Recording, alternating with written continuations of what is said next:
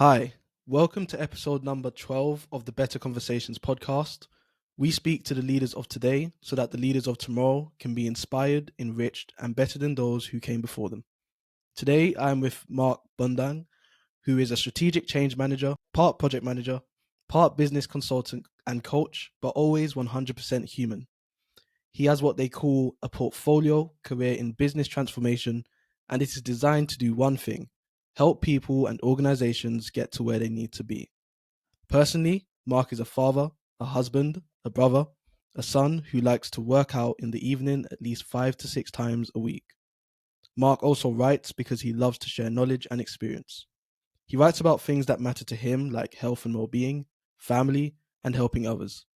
In his stories, he tries to link these values with life experiences in his personal and professional environments. Hi, Mark. How are you? I'm good. Yourself? I'm doing very well, thank you. How was your day? What did you do? What did you get up to? Oh, you know what? I'm head here of business transformation at Dura Undercushions, and Yeah. and under my wing I have sales and marketing, Mm. something that I haven't had much experience with before, but I'm learning very, very quickly. And one of my salespeople actually had some troubleshooting to do with a customer, but Uh, so so I was helping her before I came over here. yeah. And I guess Yeah. since you mentioned sales and marketing, I'll ask the big question: which one's more important, sales or marketing? You know what? I guess for me, as a business transformation, my answer would be, well, both are very Yeah. important because they both have different roles to play, equally important to the cog of the business. So, Yeah. Yeah. I agree. yeah, I agree. Yeah. yeah. Which one So comes first? Yeah, it would be marketing. it would So, be marketing. Okay. yeah, Great. So we normally get straight into it, and one of the things you often live by and say to others is the biggest gains come from conquering some of our biggest fears. Would you like to tell us a little bit about how you learned that? yeah, sure. So, one thing that if you had a movie reel of my life for the last, I guess, since I was born, one of the things that I've always kind of had to struggle with was shyness Mm, and being an introvert. yeah. Sometimes I like to consider myself more of a uh, I'm kind of working my way through introversion into ambivert into extrovert Yeah. as I get older, So Mm, uh, I I was always good at school. I did my MBA. I did my MBA like I guess between 2006 and 2012 part yeah. time, and I worked at market research Mm, as a full time job, yeah. and we had this consumer marketing class in my MBA program, and it was like standard. Everyone gets in a group, puts a presentation together, and then presents, right? So Mm, I was really good at the market research. I was really good at putting the PowerPoint together and the data. yeah. Uh, and then when it came to showing it, I I was like my knuckles were white, like Yeah. my face was pale and stuff like that. So I could never like in my 5 years in the MBA, I always struggled with giving presentations. Oh wow. And yeah, I did. Yeah. And the where I learned was it was a painful lesson to learn where Mm, I did all that work for that presentation, and one guy who didn't do the work but was mm, really good at speaking yeah. ended up presenting most of it. And what happened is that person wasn't greedy, but at the same Mm, time didn't say, "Well, no, Mark did this, yeah. and Sophia did that." It was when they said, "You know what? Hey, you know what, Chris, you did a great job on that thing," and it was as if he owned it, right? So I learned Yeah. that I learned that he who says it in front of people is the one who looks like he owns it, like Yeah. who did it, Yeah. who did the work, right? So I knew from that point that I really had to conquer that fear of presenting in front of people. And Mm, a few years later, I had my big break working with executive management. Oh wow. at another company. And in order to get that job, I had 6 interviews, and the last one was a presentation to the committee about how I would, in 180 days, build a project management office Oh wow. for the company. And they Yeah. had no experience, And the funny thing was that I was struggling. I was struggling. I had 15 slides. I just went through it. 3 of the 4 people in that management committee that I was presenting to were kind.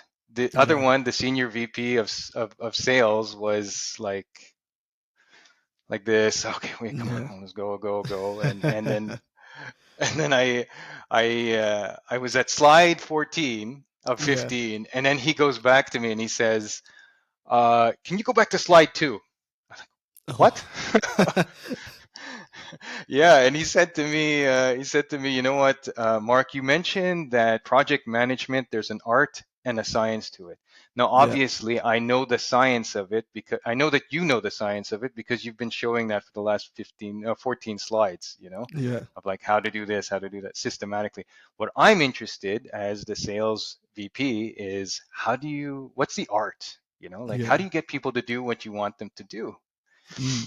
And he was like drilling me. I couldn't answer. I couldn't answer. But God bless him. He actually knew that I knew the answer. Yeah. He was trying to get it out of me. And then I finally said, well, you have to go to people directly. You got to have a conversation with them. You got to talk with them, see how what do they need, and Mm. then see how you can marry the outcome of what you want of the project with their benefit. Yeah. And when you do that, then you gain trust, and then they cooperate with you. Mm.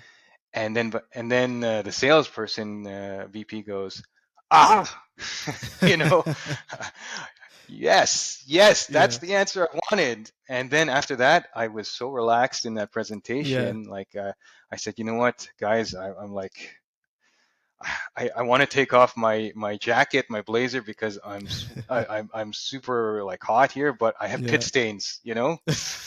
And so they had a good laugh. And then Yeah.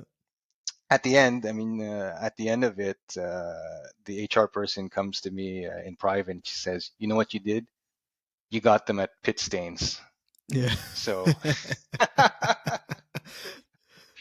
so yeah, Yeah. that's see, my biggest fear was speaking in front of people, and then Mm. when I did that big thing, that was like a huge pivot for me in my Yeah. career. From that point on, my I started to conquer other mountains and other fears Mm.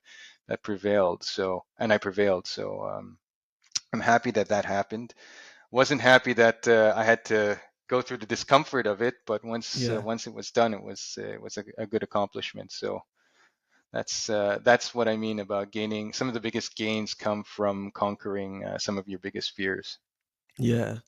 That's a great story. Uh, Behind actually conquering one of your biggest fears. I think, you always hear people say, conquering like your biggest fear or something, but they don't really always have the story to go behind it. And I think that's a really powerful story to say. Not only did you manage to conquer it, you also had a laugh doing it as well. So that's gonna stay with you, like that's gonna oh, stay with you forever. Yeah, oh, thanks.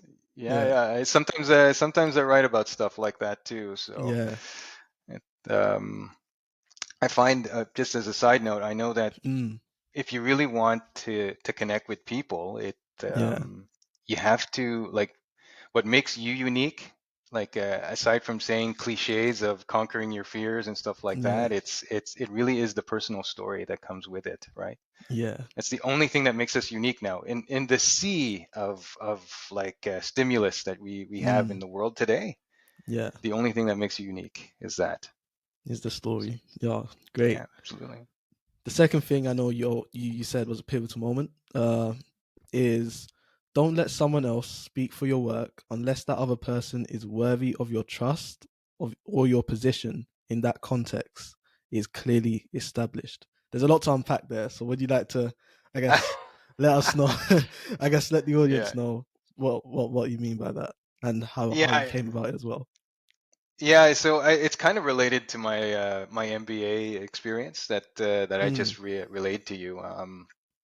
That guy, he spoke for our work, or especially Yeah. my work, Mm. and I just let it happen, right? And I didn't Yeah. really know the guy that well, and I wasn't sure if he was going to give credit or anything like. So that's what I mean by unless you trust that person, that Mm. to kind of speak for your work, because that person, if you trust that person, that means that that person will care, I guess, maybe give you credit, or if that's what you're interested in, or at least say I didn't do it alone, here's my team. Yeah. And the other part is you can let someone speak for you uh, if your presence is already established. So Mm. if if I'll give you an example. Like in the executive world, if you present an idea, Yeah. and it's not sunshine and lollipops and unicorns, in the executive world. It's sometimes there are all kinds, right? Some people have Yeah. integrity, and some people know that it's unfortunate, but uh, some people know that they're not as good as the other guy, Mm. and so they tend to do the things that you shouldn't do, like steal ideas, or Yeah. leave out the fact that you were the one who came up with it, and kind of lead them to believe that they came up with it, right? Yeah. And I've had that witness before, like Mm. I've done that where I've I was in charge of a project to build a PMO in a Yeah. previous company, and they hired two of us. And at the time, I was still trying to conquer my fear of presentation in front of people, even though I Yeah. had already that big win under my belt that I spoke of, because change isn't overnight. Yeah. Um, says the change manager, but anyway. But yeah, it's I had that one experience, and every time we gave a presentation, not just to the executive, but also to the people of the Mm. business when we had to, that guy would always try to get the last word. He'd always, Yeah. even if I gathered the courage to finally say, and this is why we did this, and if you do, and I gave the point, that guy would always say, yeah, Mark, I agree with you. Yeah, because you have to do that. And he would say the exact same thing I said in different words, and then he was just so much more confident than I was Yeah. that just the guy would just sit right in front, like stand right in front of me when we present, just a few inches, Yeah. and if you've done public speaking in a group, you kind of know that that's the thing where people gravitate towards. Like Mm. in the MBA, they teach you in group work to this person steps forward, you know, Yeah. uh, they speak, then they go back, but this guy Yeah. never went back. He always just stepped in Just front of stayed me. forward. Exactly. Like, oh, okay, well, I'm not going to win this one. So Yeah. I mean, I learned, at that time Mm. too, the career, I had to change companies as well. So fresh company, fresh start, and I learned from Yeah. what I had to do, and that's where number two, like letting someone speak only if you trust them, and only if the context, if you're already established. Yeah. Because Yeah, I was going to say actually, because that is actually, I guess, considering that our audience is again quite young and aspiring to be leaders or managers. I guess that's in their position. Could that potentially be their own manager? So maybe they're trying to make a point, and their own manager's actually the one that's always stepping in front or having the last word. What would you say to that? How would you encourage them? Um, something like, if you're young, and Mm. and you're early in your career, you're gonna encounter people like that. Depending on who the manager is, you may be able to have a chat with them in private, and kind of say, Yeah. like, when you did this, I felt this way. I would like Mm. for you to do this. And that kind of feedback, in that formula of that feedback, it helps point out what they did, the fact, Yeah. and then how it made you feel, but it Mm. doesn't say like you're a rotten person. It just Yeah. says that that event made me feel this way. Let's do it another way that makes more that's fair to everyone. Yeah. So that's the kind of feedback I would give. Of course, Mm. different managers would also give different reactions depending on how what the context is or how secure they are in their own Yeah. position. So all I can say is in the modern world, we don't stay in the same workplace for 25 years, right? We Mm. kind of Yeah, that's true. we kind of move around, right? So you take what you need and you go to the place that gives you value, that Mm. honors your value, Yeah. because you should have self-respect. You are talented. Mm. You have the gifts. Use them in a place that Yeah. will value them. Yeah. Great advice. And I guess the final thing that you often say is one of the pivotal moments is learn to work effectively with and through all kinds of people in an ethical way to reach your objectives. Would you like to tell us a little bit Perfect. about that as well? Yeah, yeah. So I always remember this one because there's this movie, this Bond movie with Daniel Yeah. Craig. It's Quantum of Solace. If Okay. you know Yeah. that one. Yeah, Yeah, I yeah. know that So one. Yeah. it's oh, you know that one. Okay. So yeah. So there's this scene. It's not with Bond, but it's with his I guess his friend there, Felix Leiter. It's a Yeah. CIA agent, and they're on a plane with this corrupt CIA director on their way to guess to Bolivia or whatever, and the CIA director who's corrupt is saying like how we should work with a South American despot or something like that. Mm. And then he sees the look on Felix's face of like, what are you doing? And it's like this is wrong. And then the guy notices it. The director sees it and he says, "What? We're not supposed to work with the bad guys?" Yeah. That's something like that, right? Yeah, he does say something like that. Yeah.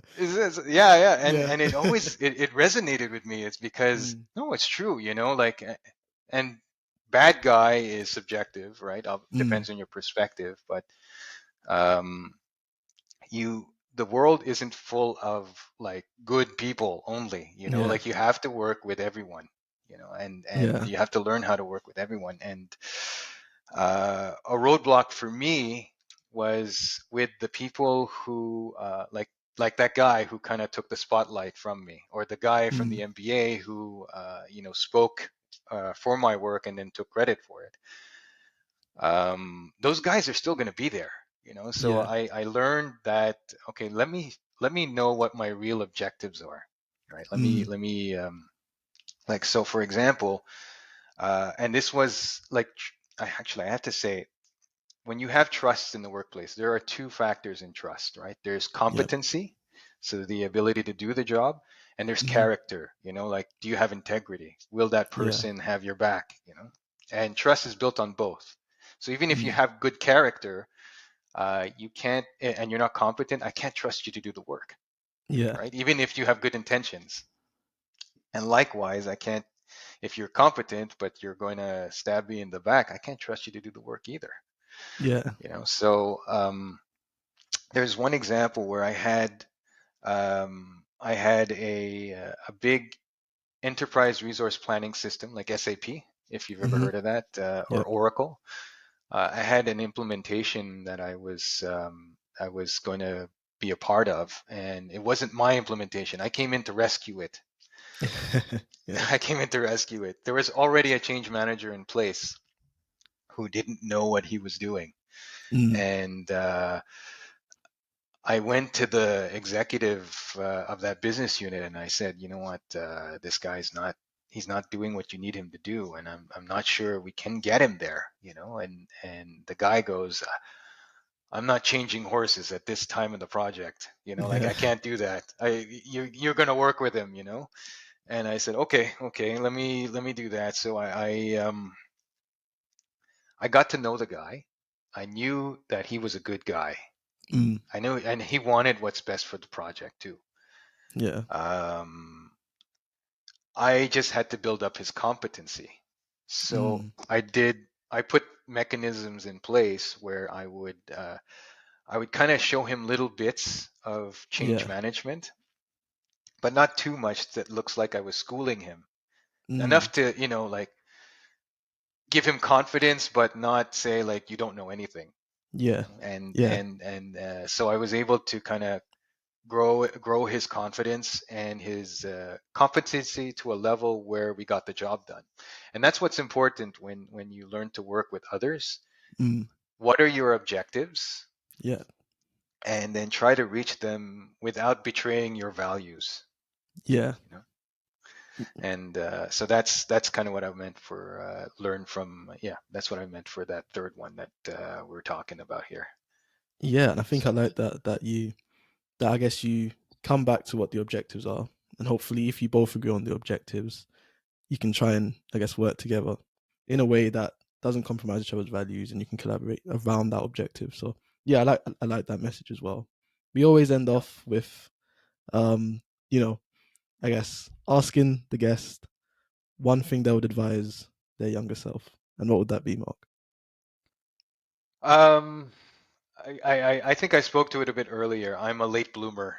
By my own standards, and maybe I'm judging myself a bit harder, but I learned the lessons later than some people, you know. Mm, And if I could advise my younger self, it would be to find my first mentor as quickly as possible in my mm, career, because that person would have like I would have encountered experiences, then I would have come back to that person and they said, this is what happened, what the hell, you know. yeah, And then they could say, well, you know, you could do this or you could do that, and it really depends on what kind of result you want.